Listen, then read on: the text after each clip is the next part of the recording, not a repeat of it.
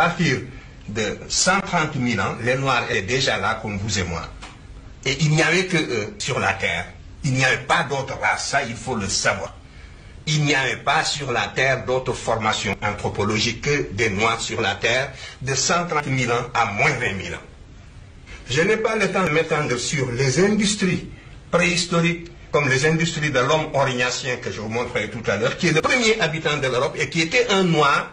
Et c'est cet homme qui est resté en Europe pendant 20 000 ans, qui a subi des mutations dans les conditions de la glaciation virmienne, la dernière glaciation qui a duré 100 000 ans. Et c'est au cours de ces mutations que la race blanche va apparaître seulement vers moins 1000 ans. Ici, vous avez le premier roi de la Terre. C'est Narmer qui a unifié la vallée du Nil en 3200. Voyez-le, il n'est ni sémite, ni indo-européen, c'est un nègre caractérisé. Voici Aménophis Ier. C'est un des pharaons les plus énergiques de la 18e dynastie, 1600 avant Jésus-Christ. Et vous ne verrez jamais un blanc représenté avec les traits d'un chef ou d'un dignitaire à cette époque. Précisément parce qu'ils étaient au bas de l'échelle. De même que dans l'histoire de l'Europe impériale, vous ne verrez jamais un loup noir représenté avec les traits d'un chef parce que, entre-temps, la situation politique et sociale était renversée. Que très tôt,